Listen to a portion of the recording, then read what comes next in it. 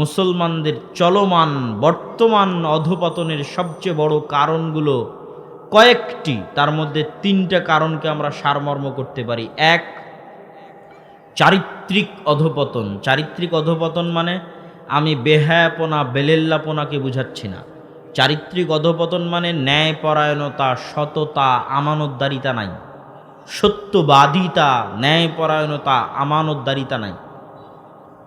কেননা এখনো বেহায়াপনা বেলেল্লাপনার দিক থেকে আপনি অনেক ভালো মানুষ পাবেন, বাহ্যিক আমলের দিক থেকে ভালো প্রতিষ্ঠান পাবেন, ভালো মসজিদ পাবেন, ভালো মাদ্রাসা পাবেন, কিন্তু মসজিদ মাদ্রাসাতে গেলেও যে জিনিসটা পাবেন না, ইসলামী দল ইসলামী সংগঠনে গেলেও যে জিনিসটা পাবেন না, আমার কাছে আসলে আমি সালাত সিয়াম হজ জাকাতের মাপকাঠিতে আমাকে ঠিক পাবেন, কিন্তু আমার কাছে যে জিনিসটা পাবেন না, আমার মতো এরকম শত আলেম ওলামার কাছে গেলে সালাত সিয়াম হজ জাকাত ঠিক পাবেন, কিন্তু যে জিনিসটা পাবেন না, যেটার দুর্ভিক্ষ মহামারী মুসলিম উম্মার মধ্যে চলতেছে, সেটাই ন্যায়পরায়ণতা, সেটাই সত্যবাদিতা, সততা, সেটাই আমানতদারিতা। হয় মসজিদ কমিটি ইমাম সাহেবের উপর জালেম, কেননা সে ন্যায়পরায়ণতা করতে পারছে না, অথবা ইমাম সাহেব তার মুয়াজ্জিনের উপর জালেম, তার সাথে ন্যায়পরায়ণতা করতে পারছে না। ইসলামী দল ইসলামী সংগঠনে কেউ ন্যায়পরায়ণতার ভিত্তিতে পদ পাচ্ছে না, দায়িত্ব পাচ্ছে না। যে যত বেশি চামচামি করতে পারছে, যে যত বেশি নেতাকে সন্তুষ্ট করতে পারছে, সেই পদের দিক থেকে এগিয়ে যাচ্ছে। কাজের ভিত্তিতে ন্যায়পরায়ণতার ভিত্তিতে কেউ দায়িত্ব পাচ্ছে না। যেখানে যাবেন 3টে জিনিসের অভাব দেখবেন: ন্যায়পরায়ণতা, আমানতদারিতা, সত্যবাদিতা। মাদ্রাসা হোক, মসজিদ হোক, ইসলামী দল হোক, সংগঠন হোক, কিন্তু সালাত সিয়াম হজ জাকাত আছে। এমনকি এমনও মুসলিম পাবেন, এমনও শত শত মুসলমান পাবেন যারা অন্যের সম্পত্তি অন্যায়ভাবে ভক্ষণ করে আবার সেই টাকা দিয়ে হজ করতে গেছে। আছে না নাই? আছে। এবং বাংলাদেশের সরকারি লেভেলের প্রত্যেকটা ধাপে ধাপে, পদক্ষেপে পদক্ষেপে দুর্নীতি আছে। প্রত্যেকটা ধাপে এমনভাবে দুর্নীতি জেগে বসেছে, অথচ সে সালাত আদায় করে, অথচ সে সিয়াম পালন করে। আমি কতদিন সচিবালয়ে গেছি আমাদের একটা প্রাতিষ্ঠানিক কাজের জন্য, এই বছর বহুদিন সচিবালয়ে গেছি। বহু সচিব দেখবেন সালাত আদায় করছে, সিয়াম পালন করছে, বৃহস্পতিবারেরও সিয়াম পালন করছে, কিন্তু সে তার দায়িত্বের জায়গায় ন্যায়পরায়ণ নয়। তখন আমি বুঝলাম যে মুসলমানদের সমস্যা তো আসলে এখানে। একটা প্রজেক্ট আনতে হলে সে রাস্তাঘাট হোক, যে কোনো কিছু হোক, এক একটা প্রজেক্টের অন্তত 25 থেকে 30% টাকা শুধু অবৈধভাবে ব্যয় হয়। একটা প্রজেক্ট যখন সরকারি অর্থ ওই বরাদ্দ হয়, যে কোনো প্রজেক্টের আপনি ভাগ দিবেন, ওই বরাদ্দের 25 থেকে 30% অর্থ অন্যায়ভাবে ব্যয় হয়। প্রজেক্ট কোন ঠিকাদারে পাবে, সেই ঠিকাদারে যাদের কাছ থেকে প্রজেক্ট নিয়ে আসবে তাদেরকে ঘুষ দিয়ে এসেছে, সাইট ইঞ্জিনিয়ারকে ঘুষ দিচ্ছে, স্থানীয় এমপি মন্ত্রী নেতা খেতাকে ঘুষ দিচ্ছে, নিজে নিচ্ছে। খুব জোর 60 অথবা 70% অর্থ ওই জায়গায় ব্যয় হয়, আর বাকি 30 থেকে 40% অর্থ অন্যায়ভাবে ব্যয় হয়। এবং এই ধরনের দুর্নীতির সাথে ব্যাপকভাবে মুসলমানেরা জড়িত, ব্যাপকভাবে। কয়টা মানুষকে আপনি আলাদা করতে পারবেন আমি নিজেও জানি না। কয়টা মুসলমানকে আপনি আলাদা করতে পারবেন ন্যায়পরায়ণতার মাপকাঠিতে, সত্যবাদিতার মাপকাঠিতে, আমানতদারিতার মাপকাঠিতে আমি নিজেও জানি না। বাংলাদেশে আমার ভোটের সময় কখনো থাকা হয়নি, এবার ছিলাম। প্রত্যেকটা মানুষ মিথ্যা কথা বলছে, জ্বলন্ত মিথ্যা কথা বলতেছে, চোখের সামনে মিথ্যা বলছে। প্রত্যেকটা প্রার্থীকে মিথ্যা বলছে যে আমি আপনাকে ভোট দিব, মিথ্যা বলে টাকা নিয়ে নিচ্ছে। অথচ সে ঈদের সালাতে আসতেছে, জুমার সালাতে আসতেছে, মসজিদ মাদ্রাসার কমিটির সভাপতি হিসেবে আছে, দায়িত্ব পালন করতেছে। তাহলে বাহ্যিকভাবে মুসলমানদের দাড়ি, টাকনোর উপর কাপড়, সালাত সিয়াম ঠিক আছে, কিন্তু ভিতর থেকে এরা খোখলা হয়ে গেছে চারিত্রিকভাবে, চরমভাবে চারিত্রিক অধঃপতনের শিকার। ইউরোপ এবং ইউকেতে বসবাসরত মুসলমানদের অনেকেই, আমি তাদেরকে কষ্ট দেওয়ার জন্য নয়, অনেকেই মিথ্যা বলে সরকারের কাছ থেকে বেনিফিট নেয়। 80% হতে পারে, 70% মুসলমান হতে পারে মিথ্যা বলে, গভর্নমেন্টের কাছে মিথ্যা বলে, সেই দেশের গভর্নমেন্টের কাছে মিথ্যা বলে বেনিফিট নেয় যাতে অতিরিক্ত টাকা পাওয়া যায়। কেননা ওই দেশে চাইল্ড বেনিফিট আছে, ছোট বাচ্চা হলে তার বেনিফিট আছে, বেকার থাকলে তার বেনিফিট আছে, বয়স্ক হলে তার বেনিফিট আছে, ভাতা আছে। বেনিফিট মানে ভাতা। তো মিথ্যা বলে বেনিফিট নেয়। তাহলে মুসলমানদের, বেশিরভাগ মুসলমানদের রক্তের মধ্যে, মাংসের মধ্যে অন্যায়, অসততা, মিথ্যা, দুর্নীতি এগুলো প্রবেশ করে গেছে রক্তের মধ্যে।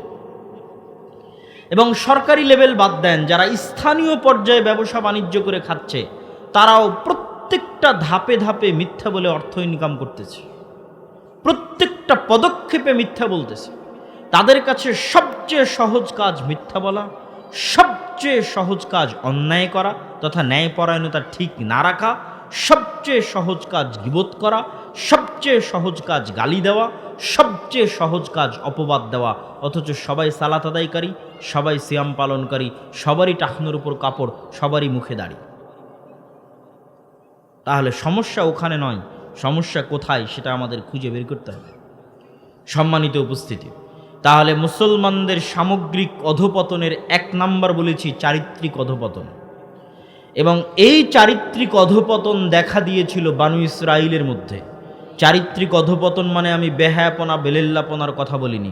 সত্য বলার সাহস নাই, ন্যায়পরায়ণতা বাস্তবায়ন করার হ্যাডম নাই, সাহস নাই, হিম্মত নাই, চুরি, বাটপারি, দুর্নীতি, মিথ্যার মধ্যে জীবন, জন্ম থেকে মৃত্যু পর্যন্ত। এই জন্য এরা গোলাম। আর একই স্বভাব প্রবেশ করেছিল বানু ইসরাইলের মধ্যে। বানু ইসরাইল কারা?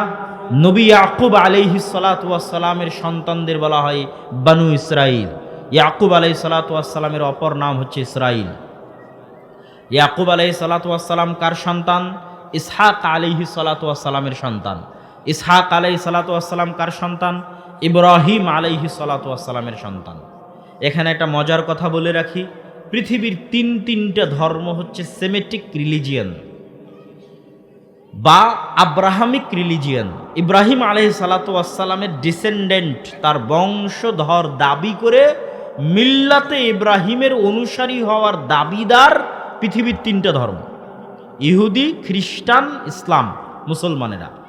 যদিও সবাই মুসলমান ছিলেন, আল্লাহ কোরআনে বলছেন ইব্রাহিম ইহুদিও ছিলেন না, নাসারাও ছিলেন না, বরং কি ছিলেন? মুসলিমা, মুমিনা, তিনি মুসলিম ছিলেন।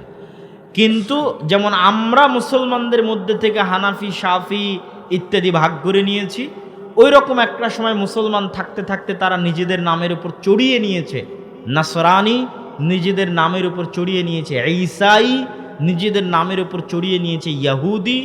ঠিক আছে, এই ধরনের নাম তারা নিজেদের উপর চড়িয়ে নিয়েছে, কিন্তু তারাও আব্রাহামিক রিলিজিয়ান। ইব্রাহিম আলাইহিস সালাতু ওয়াস সালামকে তারা বলে আব্রাহাম, ইসহাক আলাইহিস সালাতু ওয়াস সালামকে তারা বলে আইজাক, ইয়াকুব আলাইহিস সালাতু ওয়াস সালামকে তারা বলে জ্যাকব, ইউসুফ আলাইহিস সালাতু ওয়াস সালামকে তারা বলে জোসেফ, দাউদ আলাইহিস সালাতু ওয়াস সালামকে তারা বলে ডেভিড, ঈসা আলাইহিস সালাতু ওয়াস সালামকে তারা বলে জেসাস, মুসা আলাইহিস সালাতু ওয়াস সালামকে তারা বলে মোজেস। মেইন ঘটনাগুলো এক। যেমন নূহ আলাইহিস সালামের বন্যার ঘটনা কোরআনে আছে, তেমন নূহ আলাইহিস সালামের বন্যার ঘটনা তাওরাতে আছে, তোরা, তারা বলে তোরা, ওল্ড টেস্টামেন্ট। তেমন নূহ আলাইহিস সালামের বন্যার ঘটনা ইনজিল বা নিউ টেস্টামেন্ট বা বাইবেলের মধ্যেও আছে। ঘটনার ধারা বিবরণীতে পার্থক্য থাকতে পারে। যেমন ইসমাইল আলাইহিস সালাতু ওয়াস সালামের জবাই করার ঘটনা কোরআনে আছে, ঠিক তেমনি জবাইয়ের ঘটনা তোরাহ বা তাওরাত বা ওল্ড টেস্টামেন্টেও আছে, ইনজিল বা নিউ টেস্টামেন্ট বা বাইবেলেও আছে। কিন্তু সেখানে নাম পরিবর্তন হয়ে আছে ইসহাক। তারা দাবি করে ইব্রাহিম আলাইহিস সালাতু ওয়াস সালাম ইসহাক আলাইহিস সালাতু ওয়াস সালামকে জবাই করেছিলেন আল্লাহর জন্য, আর তিনি একমাত্র দয়াপ্রাপ্ত এবং রহমতপ্রাপ্ত। আর কোরআন বলছে না, ইব্রাহিম আলাইহিস সালাতু ওয়াস সালাম জবাই করেছিলেন ইসমাইল আলাইহিস সালাতু ওয়াস সালামকে, আর উভয়ই দয়াপ্রাপ্ত এবং রহমতপ্রাপ্ত। ইসহাক এবং তার বংশধরেরাও দয়াপ্রাপ্ত, রহমতপ্রাপ্ত, ইসমাইল এবং তার বংশধরেরাও দয়াপ্রাপ্ত এবং রহমতপ্রাপ্ত। যাক, এই সংক্ষিপ্ত সারমর্মের পর আমরা একটু বানু ইসরাইলের পরিচয় দেখি। তাহলে ইয়াকুব বিন ইসহাক বিন ইব্রাহিম, তো ইয়াকুব আলাইহিস সালাতু ওয়াস সালামের 12 সন্তান, 12 সন্তানের এক সন্তান ইউসুফ আলাইহিস সালাতু ওয়াস সালাম। কুয়ার মধ্যে পড়ে বাজারে বিক্রি হয়ে গেলেন মিশরের। আজও ফিলিস্তিন থেকে মিশরের যোগাযোগ, যেমন এখনকার নিউজ, আপডেট নিউজ হচ্ছে যে গাজার মানুষজন বিভিন্ন অঞ্চল ছেড়ে দিয়ে পালিয়ে গিয়ে মিশরের সীমান্তবর্তী রাফা ক্রসিংয়ে আশ্রয় নিয়ে আছে। গাদাগাদি করে তাঁবু টানিয়ে 20 লক্ষ মানুষ অবস্থান করছে, পশু প্রাণীর মতো, গরু ছাগলের মতো। তাদের কোনো বাড়িঘর নাই, কিছু নাই, কেননা সব ভেঙে ফেলেছে, চুরমার করে দিয়েছে বোমা বর্ষণ করে। মানবেতর জীবনযাপন করছে তারা রাফা ক্রসিংয়ে। এখন ইসরায়েল চাচ্ছে সেখানেও হামলা করতে, এখনও শুরু করেনি, আল্লাহ সুবহানাহু ওয়া তাআলা জানে কবে শুরু করবে। তো এই রাফা ক্রসিংটাই হচ্ছে মিশরের সাথে সংলগ্ন ফিলিস্তিনের ভূমি। তো ইসহাক, ইয়াকুব, ইব্রাহিম এরা বাস করতেন ফিলিস্তিনে, আর ইব্রাহিমের বাবা বাস করতেন ইরাকে। ইরাক থেকে হিজরত করে ইব্রাহিম এসেছেন ফিলিস্তিনে। আর লূত আলাইহিসসালাতু ওয়াসসালামের শহর যখন আল্লাহ উল্টিয়ে দিয়েছে, তখন লূত আলাইহিসসালাতু ওয়াসসালামও এসেছেন ফিলিস্তিনে, জেরুজালেমে, আল আরজুল মুকাদ্দাসা, পবিত্র ভূমি। এগুলো সব কোরআনে বলা আছে, যা বলছি সবই কোরআনে। তো ইউসুফ আলাইহিসসালাতু ওয়াসসালাম প্রথম ফিলিস্তিন থেকে গেলেন মিশরে, তারপরে জেলখানা থেকে মিথ্যা অপবাদ নিয়ে জেল খেটে তিনি হয়ে গেলেন মন্ত্রী। মন্ত্রী হওয়ার পর তার বাপ এবং বাকি 11 ভাইকে মিশরে ডেকে পাঠালেন। তো বাপ এবং বাকি 11 ভাই মিশরে গিয়ে যখন তাকে সিজদা করছে বাকি 11 ভাই, তখন ইউসুফ আলাইহিস সালাম বলছেন, বাবা হাদা তাবিলুর উয়ায়া, এই যে এইটাই হচ্ছে আমার ওই স্বপ্নের ব্যাখ্যা, যেই স্বপ্ন আমি ছোটবেলায় দেখেছিলাম, ইন্নী রাআইতু আহাদা আশারা কাওকাবা, যে 11টা তারকা আমাকে সিজদা করতেছে, সেই স্বপ্নের ব্যাখ্যা এই যে আমার 11 ভাই আমাকে সিজদা করতেছে। তো আমরা ঘটনা সামনের দিকে আগাই। এই 11 ভাই আর ইউসুফ মিলে 12 ভাই। এই 12 ভাইকেই বলা হয় বানু ইসরাইল। ইউসুফ আলাইহিসসালাতু ওয়াসসালামের মৃত্যুর পরে ফেরাউনেরা যখন ক্ষমতায় আসে, তখন ফেরাউন ইউসুফের বংশধরদেরকে, ইয়াকুবের বংশধরদেরকে গোলাম বানায়, এবং এই গোলামির জীবনযাপন তারা করে 300, 350, 400 বছর। 300, 350, 400 বছর পর নতুন নবী মুসা। ইউসুফ থেকে মুসার ব্যবধান 300, 350, 400 বছর। তাহলে ইউসুফ আলাইহিস সালামের মৃত্যুর পর বানু ইসরাইল ফেরাউনের গোলাম হয়ে গেল, আর ফেরাউনের গোলাম থাকা অবস্থায় জন্ম নিল নতুন নবী মুসা। কেমন গোলাম ছিল ফেরাউনের? আল্লাহ কোরআনে বলছেন, ইউযাব্বিহুনা আবনাআকুম ওয়া ইস্তাহইউনা নিসাআকুম ওয়া ফি যালিকুম বালাউম মির রাব্বিকুম আযীম। ফেরাউন তোমাদের ছেলে সন্তানদের তোমাদের চোখের সামনে জবাই করত, জীবন্ত জবাই করত। ওয়া ইস্তাহইউনা নিসাআকুম, আর তোমাদের মেয়ে সন্তানদের বাঁচিয়ে রাখত। এই রকম জুলুম ছিল, এই রকম গোলাম ছিল। আজকের যুগের ফেরাউনেরা যেমন সারা পৃথিবীর মানুষের চোখের সামনে, সারা পৃথিবীর মানুষের চোখের সামনে Facebook, YouTube, Instagram, Twitter, BBC, CNN, Al Jazeera, সারা পৃথিবীর টিভি, ক্যামেরা, চ্যানেলে, লাইভের সামনে আজকের যুগের ফেরাউনেরা যেমন মুসলমানদেরকে ওপেন জবাই করতেছে, কেউ বাধা দেওয়ার নাই, কেউ ঠেকানোর নাই, একই রকম গোলামি সেম। ওই বানু ইসরায়েলেরা একই রকম গোলামি করেছিল ফেরাউনের, যখন ফেরাউন তাদের চোখের সামনে তাদের ছেলে সন্তানদের জবাই করত। আর আজকে সারা পৃথিবীর চোখের সামনে বানু ইসমাইলের সন্তানদের জবাই করতেছে। আজকের যুগের ফেরাউনেরা গোলামির লেভেল একই, তথা ওই যুগের বানু ইসরায়েলেরা ওই যুগের ফেরাউনের যেমন গোলাম ছিল, আমরা আজকের মুসলমানেরা এই যুগের ফেরাউনের তেমনই গোলাম। ওই যুগের বানু ইসরায়েলদের যেমন ন্যূনতম স্বাধীনতা ছিল না, আজকের যুগের যারা আমরা মুসলমান বানু ইসমাইল, কিন্তু এই যুগের বানু ইসরাইল তাদের ওই রকম ন্যূনতম স্বাধীনতা নাই। সারা পৃথিবীর চোখের সামনে ওপেন হত্যা হচ্ছে, গণহত্যা হচ্ছে, পৃথিবীতে কেউ কথা বলার নাই। গোলামির লেভেল একই রকম। এই জন্য বানু ইসরাইলের কথা আমাদের জানতে হবে, এই জন্যই জানতে হবে। কোরআনে একমাত্র জাতি বানু ইসরাইল যাদের কথা আল্লাহ বিস্তারিত বলেছেন। কোরআনে একমাত্র জাতি বানু ইসরাইল যাদের কথা আল্লাহ বিস্তারিত বলেছেন। পবিত্র কোরআনে একমাত্র জাতি বানু ইসরাইল যাদের কথা আল্লাহ বিস্তারিত বলেছেন। আর কোন জাতির কথা, কোন কওমের কথা আল্লাহ তো বিস্তারিত বলেননি। কোরআনের প্রত্যেকটা হরফ দামি, প্রত্যেকটা বাক্য দামি। এত দামি গ্রন্থর একটা বেশিরভাগ অংশ আল্লাহ পরিপূর্ণ করে রেখেছেন শুধু বানু ইসরাইলের ঘটনা দিয়ে, যে বানু ইসরায়েলরা এই করলো, বানু ইসরায়েলদের সাথে এই হলো, বানু ইসরায়েলরা এই করলো, বানু ইসরায়েলদের সাথে এই হলো। কেন? এই জন্যই যে ওই যুগের বানু ইসরায়েলেরা যেমন ছিল উম্মতে মুহাম্মাদি একদিন তেমন হয়ে যাবে। আরো সারমর্ম করে বললে, এই কোরআন যাদের কাছে থাকবে, এই কোরআন যারা পড়বে, তাদের জন্য বানু ইসরায়েলের ঘটনা কোরআনে দিয়ে দিলাম। কেননা বানু ইসরায়েলদের সাথে যেমন হয়েছিল, বানু ইসরায়েলেরা যেমন করছিল, এই কোরআনের যারা অনুসারী হবে তাদেরও একদিন অবস্থা ওই রকম ওই পর্যায়ে হয়ে যাবে।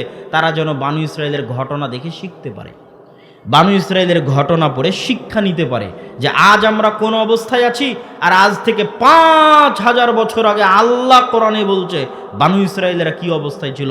অবস্থা তো একই রকম, হুবহু একই রকম অবস্থা। তাহলে ওই বানু ইসরায়েলেরা কি কারণে এই অবস্থার মধ্যে ছিল, ওই একই কারণে আমরা এই অবস্থার মধ্যে আছি। ওই বানু ইসরায়েলেরা কিসের মাধ্যমে এই অবস্থা থেকে পরিত্রাণ পেতে পারত, আমরা ওইটার মাধ্যমে পরিত্রাণ পাবো, এটা শিখতে হবে। তো এই বানু ইসরায়েলদের ঘটনা আল্লাহ সুবহানাহু ওয়া তাআলা কোরআনে বলেছে তাদের সাথে আমাদের অবস্থা মিলানোর জন্য, তাদের চারিত্রিক নৈতিক অধঃপতন দেখানোর জন্য। আমাদের চারিত্রিক নৈতিক অধঃপতন কোন জায়গায় গেছে সেটার সাথে মিলানোর জন্য সংক্ষিপ্ত কয়েকটি ঘটনা যা কোরআনেই আছে। যখন মূসা আলাইহিস সালাতু ওয়াস সালাম বানু ইসরায়েলদের নিয়ে সমুদ্র পার হচ্ছেন, সমুদ্র পার হয়ে পালিয়ে যাচ্ছেন না, ফিরে যাচ্ছেন। কোথায় ফিরে যাচ্ছেন?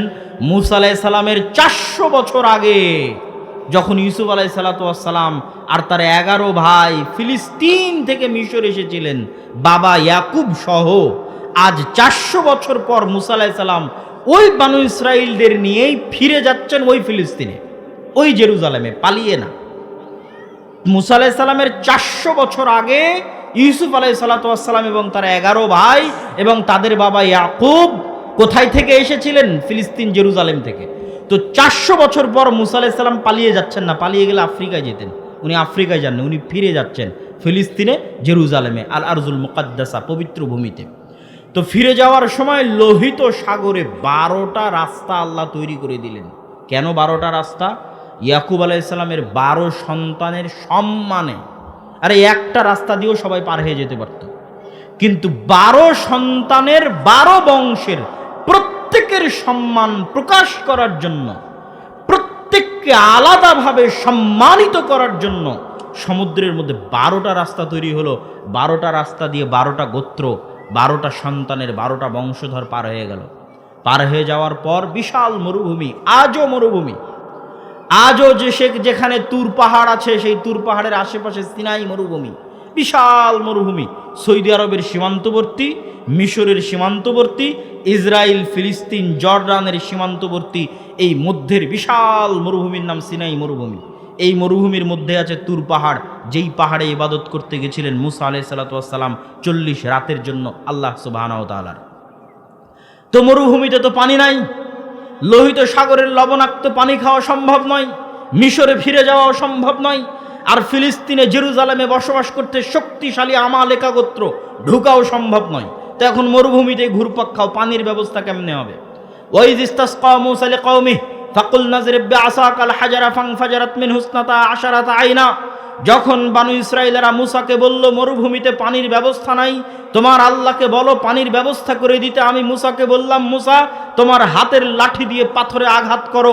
যখনই মূসা হাতের লাঠি দিয়ে পাথরে আঘাত করলো, তখন ইয়াকুব আলাইহিস সালামের 12 সন্তানের 12 বংশের জন্য পাথর থেকে 12টি ঝর্ণাধারা প্রবাহিত হয়ে গেল। আল্লাহু আকবার! কি সম্মান আল্লাহ বানু ইসরায়েলকে দিয়েছিলেন। আল্লাহ কোরআনে বলছেন যে এই সম্মানগুলো আমি তাদেরকে দিয়েছিলাম। তারপরে তারা বলছে খাবার তো নাই, মরুভূমিতে কি উৎপাদন করবে, খাবার নাই। আল্লাহ বলছেন আমি জান্নাত থেকে পাঠিয়ে দিলাম মান্নার সালোয়া তোমাদের জন্য। মান্নার সালোয়া কি? মুফাসসিরিনে কেরাম লিখছেন কোয়েল জাতীয় দামি এক প্রকার পাখি, যা সকালবেলা গাছে এসে বসতো, ওইটাকে জবাই করা হতো। আর ওই গোস্তের সাথে পৃথিবীর সবচেয়ে উন্নত জাতের মাশরুম, যা মরুভূমিতে বৃষ্টি হলে হয়, তাছাড়া অন্য কোথাও হয় না, যার বর্তমান কেজি 1 কেজির দাম বাংলাদেশি টাকায় 5 লক্ষ টাকা। ওই দামি মাশরুম আর ওই পাখির গোস্ত, এটা জান্নাত থেকে আসতো আল্লাহ সুবহানাহু ওয়া তাআলার পক্ষ থেকে। তাহলে পর পর কতগুলো নেয়ামত সমুদ্রের মধ্যে চোখের সামনে দেখলো রাস্তা হয়ে যাচ্ছে, চোখের সামনে। ওয়াংতুম তানজুরুন, তোমরা নিজেরা চোখের সামনে দেখেছো ফেরাউনকে ডুবে মরতে। কোন ফেরাউন? যে ফেরাউন তোমাদের ছেলে সন্তানদের জবাই করত, ওই ফেরাউনকে তোমরা তোমাদের চোখের সামনে ডুবে মরতে দেখেছো। আর কি তোমাদের জন্য পাথর থেকে ঝর্ণাধারা প্রবাহিত করে দিয়েছি, আর কি জান্নাত থেকে তোমাদের জন্য খাবার দিয়েছি। তারপরে এবার আল্লাহ বলছে তোমরা এবার দেখো উম্মতে মুহাম্মাদি যে এত দয়া, এত করুণা, এত রহমত করার পর বানু ইসরাইল পাল্টা কেমন নিমক হারামি করলো, কেমন ধোকাবাজি করলো, কেমন শঠতা করলো, কেমন মুনাফিকি করলো আল্লাহর সাথে। দেখো মুসা আলাইহিস সালাম যখন তুর পাহাড় থেকে তাওরাত নিয়ে ফিরে আসছে, তখন বানু ইসরাইল বলছে লান নুমিনা হাত্তা নারাল্লাহ জাহরাতান, ততক্ষণ পর্যন্ত তোমার এই তাওরাতে বিশ্বাস করব না যতক্ষণ না নিজে চোখে তোমার আল্লাহকে না দেখব। নাউজুবিল্লাহ। এর চেয়ে বড় আর কি দেখবি তোরা, যে চোখের সামনে ফেরাউন মরে গেল, সমুদ্রের মধ্যে দিয়ে রাস্তা তৈরি হয়ে গেল, পাথর ফেটে ঝর্ণাধারা বের হলো, আসমান থেকে জান্নাত থেকে খাদ্য আসতেছে, আর কি লেখা লাগে? তো বলে আল্লাহকে সচক্ষে না দেখলে তোমার তাওরাত মানব না। 40 রাতের জন্য যখন ইবাদত করতে গেল মুসা আলাইহিস সালাম, ইত্তাখাযতুমুল ইজল, তোমরা বাছুরের পূজা করা শুরু করেছিলে, শিরক করেছিলে মাত্র 40 দিনের ব্যবধানে, মাত্র 40 দিনে তোমরা শিরকে লিপ্ত হয়েছো আল্লাহকে ভুলে গিয়ে। আর কি করেছো তোমরা? তোমাদের এত বড় দয়া এবং নেয়ামত থাকার পরও তোমরা মুসাকে বলছো লান নাসবিরা আলা তুআমিন ওয়াহিদ ফাদউ লানা রাব্বাক ইউমবিতু লানা। মুসা, এই এক খাবার, এই প্রত্যেক দিন মান্নার সালোয়া জান্নাত থেকে আসে, এই এক খাবার আমাদের ভালো লাগে না। বলেন নাউজুবিল্লাহ। মুসা, তোমার আল্লাহকে বলো এই মরুভূমি থেকে খাবার উৎপাদন করে দিতে, এই মরুভূমি থেকে চাল ডাল পেঁয়াজ রসুন আদা শশা উৎপন্ন করে দিতে বলো, শাক সবজি। তোমার আল্লাহ সুবহানাহু ওয়া তাআলাকে আমরা মরুভূমিতেই খাবার উৎপন্ন দেখতে চাই। তখন আল্লাহ সুবহানাহু ওয়া তাআলা বললেন, এতই যখন উৎপন্ন শাক সবজি ফলমূল খাওয়ার ইচ্ছা, তাহলে মরুভূমি পার হলেই উর্বর জমি শুরু হবে ফিলিস্তিনের, জেরুজালেমের। যুদ্ধ করে বিজয় করো, যা ভালো লাগে আবাদ করে খাও, যুদ্ধ করে বিজয় করতে হবে। তখন তারাই, এই বানু ইসরাইলি উত্তর দিল ইযহাব আনতা ওয়া রাব্বুকা ফাকাতিলা, মুসা তুমি আর তোমার আল্লাহ গিয়ে যুদ্ধ করো, যুদ্ধ করে যেই দিন তোমাদের বিজয় হয়ে যাবে ওই দিন আমাদেরকে বলিও, আমরা এখানে বসে থাকলাম, আমরা যুদ্ধ করতে পারবো না। বলে নাউজুবিল্লাহ। শুধু তাই নয়, যখন এই ঘটনা ঘটলো তখন মুসা আলাইহিস সালাম হতাশ হয়ে গেলেন। মুসা আলাইহিস সালাম বলেন, আল্লাহ আমি আর আমার ভাই ছাড়া এই জাতির দায়িত্ব আমি নিতে পারবো না। এগুলো সব কোরআনে আল্লাহ বলেছেন, যা বলছি প্রত্যেকটা কথা কোরআনে আছে। আমি বলেছি যে বানু ইসরাইলের ঘটনা আল্লাহ যত বিস্তারিত কোরআনে বলা হয়েছে এই জাতির ঘটনা, আর কোনো জাতির ঘটনা এত বিস্তারিত বলা হয়নি। কেন এত বিস্তারিত কোরআনে এই জাতির ঘটনা? কেন? এটা বুঝতে হবে। এর মধ্যে আমাদের জন্য শিক্ষা আছে। কেন আমরা ওরকম হয়ে গেছি? আমরা এই যুগের বানু ইসরাইল হয়ে গেছি, স্বভাবে চরিত্রে চাল চলনে কথাবার্তায় একই মিথ্যা, একই শঠতা, একই ধোঁকা, একই নিমখারামি আমাদের রক্ত এবং আমাদের মাংসের মধ্যে ঢুকে গেছে। এই জন্য বুঝতে হবে। মুসা আলাইহিস সালাম বললেন, আল্লাহ আমি পারবো না, আমি আমার আর আমার ভাইয়ের দায়িত্ব নিতে পারবো, এই কওমের দায়িত্ব নিতে পারবো না। আল্লাহ বললেন, তোমাদের জন্য 40 বছরের গজব, ইয়াতিহুনা ফিল আরজ, এই মরুভূমির মধ্যে 40 সানা, 40 বছর তোমরা পাগলের মতো ঘুরতে থাকবে। এই 40 বছরের মধ্যে মুসা আলাইহিস সালামের মৃত্যু হয়ে গেল। নতুন নবী হলেন ইউশা বিন নুন, বানু ইসরাইলের নতুন নবী হলেন ইউশা বিন নুন। ইউশা বিন নুন 40 বছর পর বানু ইসরাইলদের নিয়ে বলল, তোমরা তওবা করো, ইস্তেগফার করো এবং চলো যুদ্ধ করি। আল্লাহ জেরুজালেম বিজয় করতে বলেছে, চলো যুদ্ধ করি। তারা জেরুজালেম বিজয়ের জন্য যুদ্ধে অবতীর্ণ হলো। যখন শুক্রবার বিকেল বেলা সূর্য ডুবলেই শনিবার শুরু হবে, শনিবার পবিত্র দিন। ইহুদি ধর্ম অনুযায়ী, আল্লাহর দেওয়া বিধান অনুযায়ী, ইহুদি ধর্ম অনুযায়ী শনিবার পবিত্র দিন, যেটা এখন মানসুখ। আল্লাহর দেওয়া বিধান অনুযায়ী, ইসলামের নিয়ম অনুযায়ী শুক্রবার পবিত্র দিন, তখন শনিবার ছিল। তো শুক্রবার সূর্য ডুবলেই শনিবার শুরু হবে, যুদ্ধ বন্ধ হয়ে যাবে। ইউশা বিন নুন আল্লাহকে বললেন, আল্লাহ আপনি এই সূর্যকে থামিয়ে দেন আমাদের জন্য, যেন আজকে যুদ্ধ করে বিজয় অর্জন করতে পারি। রাসূল সাল্লাল্লাহু আলাইহি সাল্লাম বলছেন, পৃথিবীর ইতিহাসে প্রথমবারের মতো একমাত্র একবারের জন্য আল্লাহ সূর্যকে থামিয়ে দিয়েছিলেন, বানু ইসরাইল যেন জেরুজালেম বিজয় করতে পারে। এই জন্য আল্লাহ ইউশা বিন নুনের দোয়ার কারণে সূর্য থামিয়ে দিলেন।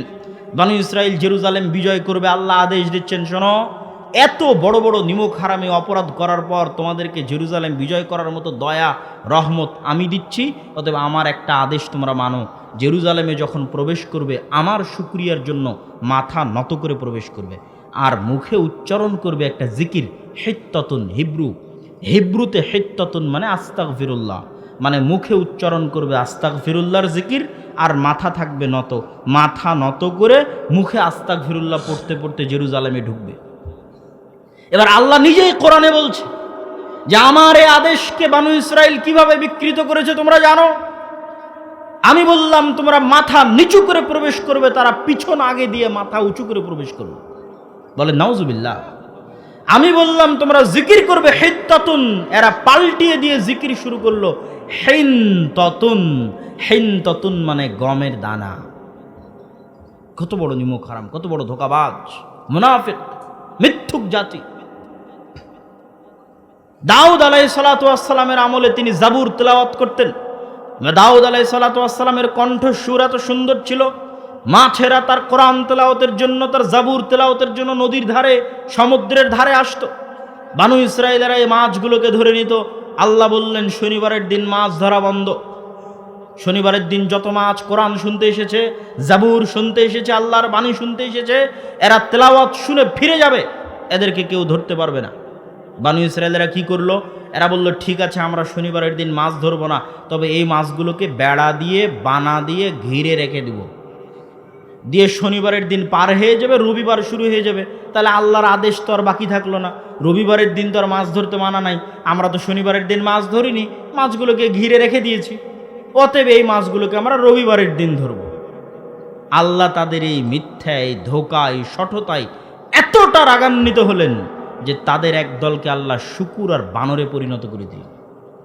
বানরে পরিণত করে দেওয়ার কথা কোরআন মাজিদে আছে, আল্লাহ তাদেরকে বানরে পরিণত করে দিল। তো বিজ্ঞানীরা দাবি করে যে বানর থেকে নাকি মানুষ এসেছে। কেন দাবি করে জানেন? এই জন্য দাবি করে যে মানুষের ডিএনএ আর বানরের ডিএনএর মধ্যে প্রচুর মিল। তো এই জন্য তারা দাবি করে যে বানর থেকে মানুষ এসেছে, কিন্তু আসলে ঘটনা এর উল্টাটা। ঘটনা কি উল্টাটা? মানুষই বানর হয়ে যাবে। কেননা মানুষের ডিএনএর সাথে বানর আর শুকুরের ডিএনএর এত মিল যে আল্লাহ যদি মানুষকে মানুষ রাখা অবস্থায় আর দ্বিতীয় কোনো প্রাণী বানাতে চান, সামান্য পরিবর্তন করে আর দ্বিতীয় কোনো প্রাণীতে আল্লাহ আমাদেরকে রূপান্তর করতে চান, আমার শরীরের মধ্যে সামান্য ডিএনএ পরিবর্তন করে আল্লাহ আমাকে দ্বিতীয় কোনো প্রাণী বানাতে চাইলে অতি সহজে, অতি অল্প সময় আল্লাহ আমাকে শুকুর আর বানর বানিয়ে দিতে পারবে। কেননা আমার ডিএনএর সাথে বানর আর শুকুরের ডিএনএর মিল আছে। ওদের থেকে আমরা আসিনি, কিন্তু আমরা ওরা হয়ে যাব, যেমন বানু ইসরায়েলেরা হয়েছিল। যেমন আল্লাহর নবী বলেছে আমার উম্মতের একটা অংশ বানর শুকুর হয়ে যাবে। এটা হওয়া খুবই সহজ, এটা চোখের পলকে হয়ে যাবে। যেমন চোখের পলকে মানুষ ক্যান্সার আক্রান্ত হয়ে যাচ্ছে, এরকম চোখের পলকে শরীরের কোথাও কোষ বৃদ্ধি হয়ে যাচ্ছে, ক্যান্সার চোখের পলকে। এরকম চোখের পলকে সামান্য ডিএনএ পরিবর্তন হয়ে যাবে, সকালে ঘুম থেকে উঠে দেখবে বানর হয়ে গেছে, সকালে ঘুম থেকে উঠে দেখবে শুকুর হয়ে গেছে। তো বিজ্ঞানীরা এই জিনিসটা ভুল বুঝেছে। তারা এই ডিএনএর মিলের কারণে তারা মনে করছে আমরা মনে হয় আগে বানর ছিলাম, এখন মানুষ হয়েছি। না, আমরা আগে থেকেই মানুষ, কিন্তু আমরা যদি আল্লাহর গজবে নতুন কোনো প্রাণীতে রূপান্তর হই, তাহলে কিসে রূপান্তরিত হব? বানরে অথবা শুকুরে, যেটা বানু ইসরায়েলেরা হয়েছিল। সম্মানিত উপস্থিতি, তাহলে এই যে বানু ইসরায়েলের শঠতা এবং ধোঁকা দেখলেন, এবার বলেন তো যেই বানু ইসরায়েলেরা এরকম মিথ্যা, এরকম মুনাফিকি, এরকম শঠতা, এরকম ধোঁকার মধ্যে আছে, এরা কার সন্তান? ভুলে গেছেন মনে হয়। কার সন্তান?